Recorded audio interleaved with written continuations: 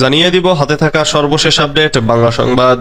প্রথমেই সংবাদ শিরোনাম, কোম্যান দ্বীপপুঞ্জ ও 5 দেশে হাসিনার পরিবারের সম্পদের খোঁজ।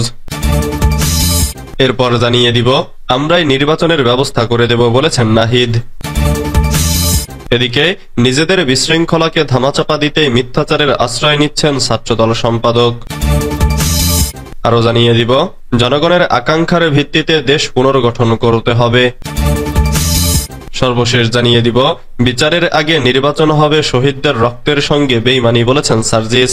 এতক্ষণ শুনছিলেন সংবাদ শিরোনাম, এবারে বিস্তারিত। কোম্যান দ্বীপপুঞ্জ ও 5 দেশে হাসিনা পরিবারের সম্পদের খোঁজ। কোম্যান দ্বীপপুঞ্জ ও 5টি দেশে শেখ হাসিনা ও তার পরিবারের সদস্যদের নামে 635 কোটি টাকার খোঁজ পাওয়া গেছে বলে জানিয়েছেন প্রধান উপদেষ্টার প্রেস সচিব শফিকুল আলম। সোমবার 10 মার্চ রাজধানীর এক সংবাদ সম্মেলনে এ তথ্য জানান তিনি।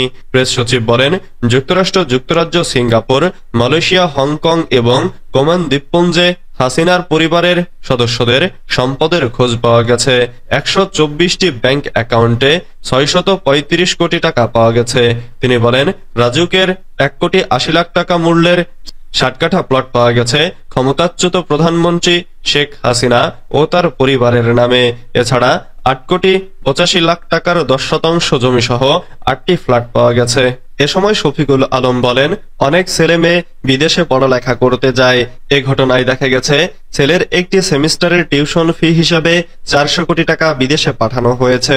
সকালে প্রধান উপদেষ্টার সঙ্গে বিদেশে পাচার করা অর্থ দেশে ফিরিয়ে আনতে টাস্কফোর্সের সভায় এ তথ্য জানিয়েছেন এনবিআর চেয়ারম্যান। প্রেস সচিব বলেন, মানি লন্ডারিংটা কিভাবে হয়েছে দেখেন, তবে তদন্তের স্বার্থে ব্যক্তির নাম প্রকাশ করছি না। আমরা কতটা ইনোভেটিভ প্রক্রিয়ায় টাকা পাচার হয়েছে আমরা জানতাম।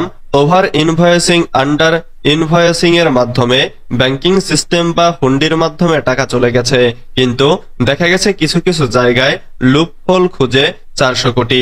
পৃথিবীতে কারো টিউশন ফি 400 থেকে 500 কোটি টাকা কি আছে? আমরাই নির্বাচনের ব্যবস্থা করে দেব বলেছেন নাহিদ।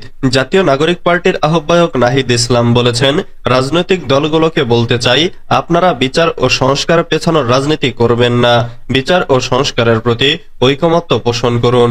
আমরাই আপনাদের নির্বাচন করার ব্যবস্থা করে দেব।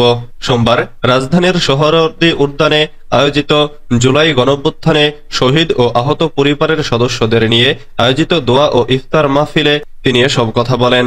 নাহিদ বলেন, সরকারকে বলবো দ্রুত বিচার ও সংস্কারের রোডম্যাপ তৈরি করতে হবে। কতদিনের মধ্যে এবং কোন প্রক্রিয়ায় আমরা দৃশ্যমান বিচার ও সংস্কার দেখতে পারবো তার সুস্পষ্ট রোডম্যাপ অবিলম্বে ঘোষণা করতে হবে।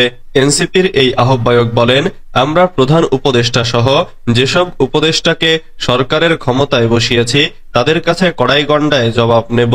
আমাদের সংস্কার কতটা আদায় হলো, রাজনৈতিক দলগুলো যদি নির্বাচনের জন্য এতই তাড়াহুড়া করে তাহলে ভোট চাইতে গেলে কিন্তু তাদের জবাব দিতে হবে। বাংলাদেশে যে ঐকমত্য সৃষ্টি হয়েছে সেটাকে আমরা ধরে রাখতে চাই। তিনি বলেন, আমরা সাধারণ জনতার কাতারে নেমে এসে নতুন একটি দল গঠন করেছি। জুলাই আন্দোলনের যে আকাঙ্ক্ষা তার ভিত্তিতে আমরা কারো উপর নির্ভরশীল হতে চাই না, যে কারণে আমরা নিজেরাই মাঠে নেমে সেই দাবি বাস্তবায়ন করতে চাই। এই আহ্বায়ক আরো বলেন, আহত ও শহীদ পরিবারের সঙ্গে কথা বলে আমরা স্পষ্ট হয়েছি যে আমাদের এই মুহূর্তে জরুরি দাবিটা কি। আমরা সবাই বিচার ও সংস্কারের কথা বলছি, এদের মনের আকাঙ্ক্ষা আমাদের বুঝতে হবে। নিজেদের বিশৃঙ্খলাকে ধামাচাপা দিতে মিথ্যাচারের আশ্রয় নিচ্ছেন ছাত্রদল সম্পাদক। ইসলামী ছাত্র শিবির ঢাকা বিশ্ববিদ্যালয় শাখার সভাপতি এস.এম. ফরহাদকে নিয়ে বাংলাদেশ জাতীয়তাবাদী ছাত্রদলের সাধারণ সম্পাদক নাসিরউদ্দিন নাসিরের বক্তব্যকে ভুল, অপব্যাখ্যা ও মিথ্যা হিসেবে উল্লেখ করে তীব্র নিন্দা ও প্রতিবাদ জানিয়েছে ঢাকা বিশ্ববিদ্যালয় শাখা ছাত্র শিবির। রোববার এক বিবৃতিতে এই নিন্দা জানান ঢাবি শিবিরের সভাপতি এস.এম. ফরহাদ ও সেক্রেটারি মহিউদ্দিন খান। বিবৃতিতে তারা বলেন, ছাত্রদলের সাধারণ সম্পাদক নাসিরউদ্দিন নাসির সোমবার তাদের এক কর্মসূচিতে বক্তব্য প্রদানকালে বলেছেন, একজন ধর্ষক বা নারী নিপীড়নকারী আনসারীকে থানা থেকে ছাড়িয়ে নিয়েছিলেন ছাত্র শিবির ঢাকা বিশ্ববিদ্যালয়ের সভাপতি। তার এই বক্তব্য সম্পূর্ণ উদ্দেশ্য প্রণোদিত মিথ্যাচার। দেশব্যাপী ছাত্র কল্যাণমূলক কাজের জন্য শিক্ষার্থী সমাজের কাছে ছাত্র শিবিরের জনপ্রিয়তা বৃদ্ধি পাওয়ায় ছাত্র শিবিরের বিরুদ্ধে তিনি উদ্দেশ্য প্রণোদিত হয়ে মিথ্যাচারে লিপ্ত হয়েছেন। জনগণের আকাঙ্ক্ষার ভিত্তিতে দেশ পুনর্গঠন করতে হবে। সব ধরনের বৈষম্যের বিরুদ্ধে যুদ্ধ করে ৭১-এ আমরা দেশ স্বাধীন করেছিলাম। আওয়ামী লীগ ক্ষমতায় বসে মুক্তিযুদ্ধের স্বপ্নকে ধূলিসাৎ করে লুটপাটে ব্যস্ত হয়ে পড়ে। জনগণের অধিকার বুঝিয়ে দেওয়ার পরিবর্তে তারা অধিকার হরণে লিপ্ত হয়। ২০০৮ সালে ক্ষমতায় এসেও একইভাবে জনগণের সব অধিকার হরণ করা, অর্থ লুট করে বিদেশে পাচার করা সহ দেশকে আওয়ামী লীগ অপকর্মের অভয়ারণ্যে পরিণত করেছিল। বাংলাদেশের মানুষ দীর্ঘদিন নির্যাতিত হয়ে বারুদে পরিণত হয়েছিল, যা জুলাই গণঅভ্যুত্থানের মাধ্যমে বিস্ফোরিত হয়। ফলশ্রুতিতে হাসিনার মসনদ তছনছ হয়ে যায়। রাজনীতির এই পরিবর্তনের মাধ্যমে আমাদের শিক্ষা নিতে হবে, জনগণের আকাঙ্ক্ষার ভিত্তিতে বাংলাদেশকে পুনর্গঠন করতে হবে বলে মন্তব্য করেন পটুয়াখালী বিশ্ববিদ্যালয়ের সাবেক ভিসি ডক্টর আব্দুল লতিফ মাসুম। সোমবার আমার বাংলাদেশ পার্টির উদ্যোগে চলমান গণ ইফতার কার্যক্রমের নবম দিনে প্রধান অতিথির বক্তব্যে তিনি এই মন্তব্য করেন। গণ ইফতারে আরো বক্তব্য রাখেন এবি পার্টির সাধারণ সম্পাদক ব্যারিস্টার আসাদুজ্জামান ফুয়াদ, বিশিষ্ট রাজনৈতিক বিশ্লেষক ডক্টর জাহিদুর রহমান, রাষ্ট্র সংস্কার আন্দোলনের অর্থ সমন্বয়ক দিদারুল ভুইয়া সহ আরো অনেকে। বিচারের আগে নির্বাচন হবে শহীদদের রক্তের সঙ্গে বেইমানি বলেছেন সার্জিস।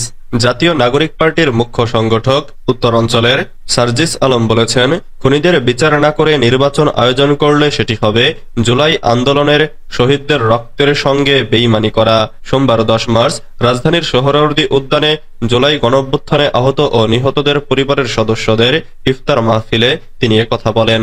অনুষ্ঠানে বিচার ও সংস্কার পেছানোর রাজনীতি না করার জন্য রাজনৈতিক বন্ধুদের প্রতি আহ্বান জানান জাতীয় নাগরিক পার্টির আহ্বায়ক নাহিদ ইসলাম।